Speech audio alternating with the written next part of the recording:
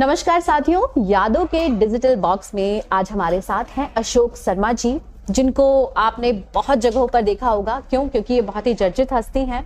और चलिए आज इनके जीवन के बारे में जानते हैं इन्हीं की जुबानी। तो नमस्कार सर। सर सबसे पहले तो हम जानना चाहेंगे आपका जन्म स्थान और आपके माता पिता क्या करते थे। मेरा जन्म मटियाला गांव में हुआ और उन लोग यहाँ के मूल निवासी हैं जी। मेरे पिताजी दिल्ली विद्युत प्रदाय संस्थान में अभियंता थे और मेरी माताजी हाउसवाइफ थी। अच्छा, आपकी जो शैक्षणिक योग्यता है वो क्या है और कहाँ पे ली आपने? मैं कॉमर्स में ग्रेजुएट हूँ और प्रारंभिक शिक्षा मटियाला गांव की चौपाल से शुरू हुई। अच्छा। उसके बाद मटियाला गांव का जो बड़ा स्कूल है उसमें 8वीं तक मैं पढ़ा। उसके बाद अशोकनगर विद्यालय है, वहाँ सरकारी स्कूल है, उसमें मेरी 12वीं तक की शिक्षा हुई जी। उसके बाद ग्रेजुएशन कहाँ से? मैंने मेरठ यूनिवर्सिटी से की है। अच्छा जी। अच्छा, उसके बाद जैसे कि आप चर्चित हैं क्योंकि आप राजनीति में हैं, तो राजनीति में आने का जो कारण था वो क्या था? 1993 में भारतीय जनता पार्टी में शामिल हुआ जी। और जो भारतीय जनता पार्टी के मूल सिद्धांत है कि पंक्ति के आखिरी छोर पर जो व्यक्ति खड़ा है उस तक सरकारी योजनाओं का लाभ पहुंचे, मैं उससे बहुत प्रभावित हुआ और आरएसएस से भी उनकी विचारधारा से प्रभावित हुआ और 1993 से पार्टी से जुड़ा था। उसके बाद पार्टी के अनेकों पदों पर मैं रहा, मंडल, जिला और अभी भी मैं जिले में कार्यरत हूँ। जिला महामंत्री, जिला उपाध्यक्ष, जिला कोषाध्यक्ष, अनेकों पदों पर मैंने पार्टी में काम किया। अच्छा, बीजेपी में आने का जो कारण आपने बताया कि उसके सिद्धांत है, लेकिन कोई ऐसा व्यक्ति जो आपको बहुत ज्यादा पसंद हो और आप उनकी तरह बनना चाहते हैं या उनकी तरह कार्य करना चाहते हैं, तो कोई ऐसा व्यक्ति? देखिए, प्रारंभिक जब मैं बीजेपी में जुड़ा तो अटल जी से बहुत प्रभावित था और अटल जी की भाषा शैली, उनकी भाषण शैली, उनकी कविताएं, मैं उनसे बहुत प्रभावित रहा। उसके बाद जब मोदी जी का युग आया तो कर्म जो प्रधान है ये मोदी जी ने सिखाया और कर्म की प्रधानता को लेकर के मैं बीजेपी में आज भी कार्यरत हूँ और मोदी जी ने हमें सिखाया कि परिस्थितियाँ चाहे कैसी भी हों, हमें कर्म करना चाहिए और काम पर फोकस करना चाहिए। ये मोदी जी से सीखा हमने। अच्छा, जैसा कि हमने देखा है जो जिस वार्ड में हम बैठे हैं, जिस जगह पे हम बैठे हैं, वहाँ के लोग आपको बहुत पसंद करते हैं, आप लोगों के लिए बहुत ज्यादा डेडिकेटेड हैं। तो ये जो हमने देखा 2020 में कोरोना टाइम आया, तो उस टाइम में आपने लोगों के लिए क्या क्या किया? देखिए, कोरोना काल में बहुत ही बुरे दौर से लोग गुजर रहे थे और आर्थिक संकट के साथ साथ लोगों को पेट भरने के लिए भी सुविधाएं नहीं मिल पा रही थी।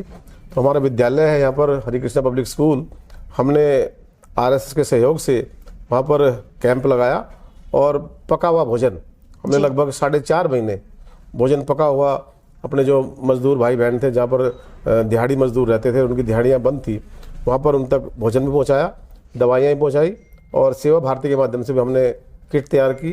कुछ हमने पर्सनल भी पैसे का आपस में साथियों से इकट्ठा किए और लगभग 2000 किट राजेश गहलोत जी के मार्गदर्शन में हमने यहाँ पर बंटवाई। जी। हम ये जानना चाहेंगे, जैसे कि आप भारतीय जनता पार्टी से जुड़े हुए हैं, तो यहाँ पर जीत हुई है भारतीय जनता पार्टी की, तो उसका कारण क्या है? क्योंकि अगर 2017 की बात की जाए एमसीडी के इलेक्शन में, तो वहां उस टाइम पे जीत नहीं हुई थी, लेकिन 2022 की बात की जाए तो यहाँ पे भारतीय जनता पार्टी आई है, तो क्या कारण है आने का? देखिए, भारतीय जनता पार्टी पहले इस वार्ड से जीती रही है। राजेश गहलोत जी लगभग 3 बार यहाँ से निगम पार्षद रहे हैं जी। बीच में कुछ कार्यकर्ताओं का मनमुटाव था और कार्यकर्ता आपस में बट गए थे, उस कारण हमने 2017 में ये सीट गंवाई थी, लेकिन पुनः 2022 में कार्यकर्ता एकजुट हुए और ये कार्यकर्ताओं की शक्ति है, भारतीय जनता पार्टी पुनः इस वार्ड में स्थापित हो पाई। अच्छा, आप किसी पद पे ना होकर भी लोगों के लिए काम करते हैं, तो इस टाइम पे आप ऐसी कौन सी चीजें हैं जो करना चाहेंगे? क्योंकि आपकी पत्नी जो है वो निगम पार्षद हैं, तो आप, क्योंकि दोनों का एक ही मत होगा, तो आप लोग क्या काम अपने क्षेत्र में करवाएंगे? मैं समाज सेवा से राजनीति में आया था और भारतीय जनता पार्टी का ध्येय भी, राजनीति जो है वो सेवा का ही माध्यम है और एक ललक हमेशा दिल में रहती है कि मैं लोगों के लिए कुछ कर पाऊँ। और अब चाहे मेरी पत्नी को लोगों ने जिम्मेदारी दी है, लेकिन मैं भी उनके साथ लग करके, और हमारे जो सीनियर लीडर्स हैं उनका हमें अनुभव भी मिला है। मैं हमेशा राजेश गहलोत जी के साथ रहा हूँ, जो वो निगम पार्षद थे, तो मैं उनके काम भी देखता रहा हूँ।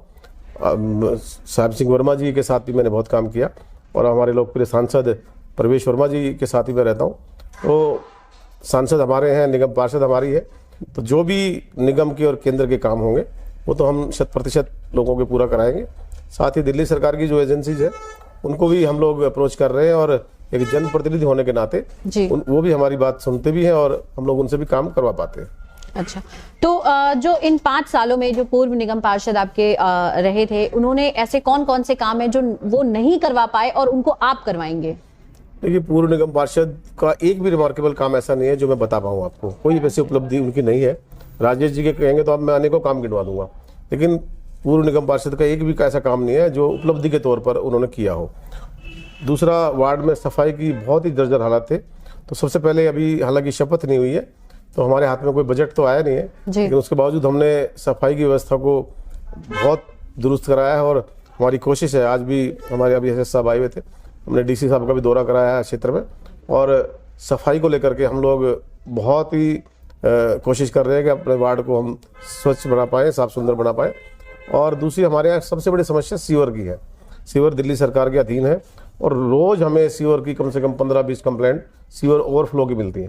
तो दिल्ली जल बोर्ड के माध्यम से भी हम लोग कोशिश करते हैं कि उन समस्याओं को मीट आउट करा पाए, लेकिन सीवर का क्योंकि सही ढंग से सीवर इस क्षेत्र में डल नहीं पाए हैं, ये समस्या बनी रहेगी जब तक दिल्ली में लाइक माइंडेड सरकार नहीं आएगी, बीजेपी की सरकार नहीं आएगी, तब तक मुझे लगता है कि सीवर की समस्या दूर भी नहीं हो पाएगी। किस वजह से ये समस्याएं आती हैं आपके हिसाब से? मतलब टेक्निकल अगर बात की जाए तो कौन सा कारण है कि सीवर में ओवरफ्लो मतलब वो रहता ही है, और बारिश के दिनों में तो हम कुछ ज्यादा ही देखते हैं दिल्ली के अंदर? देखिए, सीवर जो जहाँ पर ओवरफ्लो हो रहे हैं, तो ये है कि जो मेन ट्रक सीवर है उसमें अभी तक ये सीवर नहीं जुड़ पाए हैं।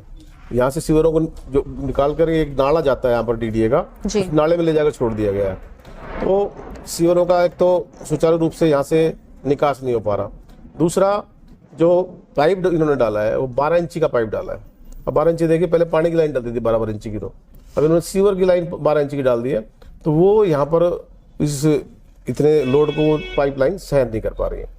तो ये समस्याएं हैं और ये टेक्निकल इश्यू भी है, तो ये सरकार को देखना चाहिए था पहले, लेकिन अभी तो बहुत सारा पैसा यहाँ पर वेस्ट कर दिया। अब मुझे लग रहा है कि दोबारा नए सिरे से थोड़ी पाइपलाइन का साइज बढ़ाना पड़ेगा, तब जाकर के सीवर की समस्या सही हो पाएगी। मतलब आप ये कहना चाहते हैं कि दिल्ली सरकार जो सीवर से रिलेटेड काम है वो सुनियोजित तरीके से नहीं करती है, जिसकी वजह से लोगों को परेशानी होती है। बिल्कुल ठीक जा रही है। तो यही चीज आप चाहते हैं कि वो चीज ना रहे, क्योंकि सीवर आप निगम के हाथ में है भी नहीं, वो दिल्ली सरकार के हाथ में, दिल्ली जल बोर्ड के हाथ में है, तो उसके लिए आप लोग सिर्फ बोल सकते हैं। जी जी, आप ये कहना चाहते हैं। अच्छा, जो मटियाला विधानसभा है, बात की जाए, ये बड़ी विधानसभा है, आप इस विधानसभा को किस तरीके का देखना चाहते हैं? देखिए, मटियाला विधानसभा एक मिक्सचर के रूप में है। यहाँ पर शहरी मतदाता भी द्वारका के हैं बहुत सारे, ग्रामीण पृष्ठभूमि के लोग भी बहुत हैं, क्योंकि सबसे ज्यादा गांव इसी विधानसभा में है। अनऑथराइज्ड कॉलोनियों का बहुत बड़ा समूह इस कॉलोनी में, इस विधानसभा में है, तो एक मिश्रित सी विधानसभा है, लेकिन इसमें काम का बहुत स्कोप है। अब देखिए, सारे, चाहे ग्रामीण विकास बोर्ड हो, चाहे डीडीए हो, चाहे डीएसआईडीसी हो, चाहे फ्लड हो, सारी एजेंसीज यहाँ पर काम कर सकती हैं, तो बहुत अच्छा प्लेटफॉर्म यहाँ पर विधायक के लिए है। अगर, लेकिन दुर्भाग्य क्षेत्र का है कि हमारा विधायक जो है वो गुजरात में बैठा रहता है, उसको गुजरात की ज़्यादा चिंता है, जबकि यहाँ के लोगों ने उसको चुना है, तो उसको ध्यान अपनी विधानसभा में देना चाहिए, लेकिन वो जब देखो गुजरात में बैठा रहता है और ना लोगों को के बीच में आता है, ना फोन सुनता किसी का। इसलिए क्षेत्र का दुर्भाग्य है। अगर अच्छा सा कोई विधायक यहाँ पर पार्टी का मिले, हमारी पार्टी का मिले, तो मिलजुल कर हम काम कर सकेंगे और सारी एजेंसियों का तालमेल बना करके इस विधानसभा में बहुत अच्छे से हम काम करा पाएंगे। आप ये कहना चाहते हैं तीनों स्तर पर अगर बीजेपी आ जाए तो विधानसभा की हालत ज्यादा अच्छी हो जाएगी, कंपैरेटिवली अभी जो विधायक हैं वो नहीं कर पा रहे हैं। लेकिन आपने कहा काम नहीं कर पा रहे, लेकिन जनता फिर भी उन्हें पसंद कर रही है। देखिए, जनता उन्हें नहीं पसंद कर रही है। जनता एक बार केजरीवाल जी के छलावे में आ गई थी और जनता को लगा था कि शायद ये कुछ नया प्रयोग करेंगे, लेकिन ये तो जो पहले सरकारें चल रही थी उनसे भी उनके बराबर भी काम नहीं कर पा रहे। एक भी काम दिल्ली के विकास के लिए सरकार नहीं कर पा रही है। सिर्फ वो सस्ती बिजली और पानी का जो प्रलोभन इन्होंने जनता को दिया था, आज उसमें भी पूरी तरह फेल हुए हैं और उसी को लेकर के एक बार जनता इनके प्रभाव में आ गई थी। लेकिन अब मुझे लगता है कि जनता जाग चुकी है और इस बार केजरीवाल जी को दिल्ली से भागने का समय आ गया है। इसका मतलब आप कहना चाहते हैं कि 2025 में बदलाव है दिल्ली के अंदर? 100% बदलाव है दिल्ली में, और दिल्ली के लोग ऊब चुके हैं सरकार से। अब देखिए, जब शीला दीक्षित टाइम पे कॉमनवेल्थ गेम्स हुए थे तब ये फ्लाईओवर्स बने थे। उसके बाद एक भी नया फ्लाईओवर, कोई एक भी नया कॉलेज, मैं आपको एक छोटा सा उदाहरण देता हूँ। इन्होंने एक स्पोर्ट्स यूनिवर्सिटी का ऐलान किया था जी, और उसकी डायरेक्टर इन्होंने कर्नल मल्लेश्वरी जी को नियुक्त किया था। वो डायरेक्टर सैलरी डरा कर रही है और ये इन्होंने बताया कि ओलंपिक में यहाँ से खिलाड़ी निकलेंगे, लेकिन आज तक एक ईंट भी उस यूनिवर्सिटी के नाम पर नहीं लगी है, क्योंकि वहाँ पर स्वर्गीय साहब सिंह वर्मा जी की समाधि है उस जगह पर। तो हमें साल में 2 बार हम वहाँ पर जाते रहते हैं। पूरा क्षेत्र खाली पड़ा है, एक भी ईंट उस यूनिवर्सिटी के नाम पर नहीं लगी है। तो ऐसे ऐसे लोग, ये लोग सिर्फ कागजों में दिखावा करते हैं, सिर्फ विज्ञापनों में दिखते हैं और कहीं नहीं दिखते। लेकिन जो दिल्ली सरकार कहती है कि सबसे बड़ी जो प्रॉब्लम क्रिएट करते हैं वो है एलजी साहब। एलजी साहब हर चीज में प्रॉब्लम डाल देते हैं, तो कहीं ना कहीं बीजेपी आम आदमी पार्टी को काम नहीं करने देती है, ऐसा आम आदमी पार्टी का कहना है। ये समस्या तो अब आनी शुरू हुई है। दिल्ली में जो व्यवस्था थी एलजी साहब की, ये पहले से ही रही है और दिल्ली सरकार को एलजी साहब के साथ जो संवैधानिक व्यवस्था है उसमें तालमेल बनाकर चलना चाहिए। लेकिन ये ऐसा मुख्यमंत्री है, चाहे वो केंद्र हो, पहले इनको केंद्र से भी समस्याएं थी, चाहे वो केंद्र हो, चाहे एमसीडी हो, चाहे एलजी हो, इनको सबसे समस्याएं रहती हैं, क्योंकि इनका जो काम करने का तरीका है वो बिल्कुल असंवैधानिक है। किसी संवैधानिक संस्था में इनका विश्वास ही नहीं है। तो चाहे वो इलेक्शन कमीशन हो, आप देखिए पहले इलेक्शन कमीशन के खिलाफ भी धरने में बैठ गए थे। इनका तो काम ही है कि संवैधानिक संस्थाओं को इग्नोर करके काम करना। तो ये खाली एलजी साहब से टकराव नहीं है, इनका सबसे टकराव है। इनका कह सकते हैं बीजेपी से टकराव है। नहीं, चाहे बीजेपी, अब इलेक्शन कमीशन को बीजेपी का थोड़ी है, इनका उनसे भी टकराव है। तो ये नहीं कह सकते बीजेपी से टकराव। लेकिन उनका ये कहना है कि बीजेपी ही हैंडल करती है इलेक्शन कमीशन को, तभी इलेक्शन कमीशन जो चुनाव होने हैं मार्च में उसको वो करती है दिसंबर में। देखिए, आप समझ सकते हैं कि इलेक्शन कमीशन पर किसी सरकार का कोई अधिकार नहीं है। इलेक्शन कमीशन एक इंडिपेंडेंट एजेंसी है और अगर उस पर भी जब ये जीतते हैं तब बीजेपी क्यों नहीं हैंडल करती? तब भी तो इलेक्शन कमीशन चुनाव कराता है, तब कहाँ जाता है?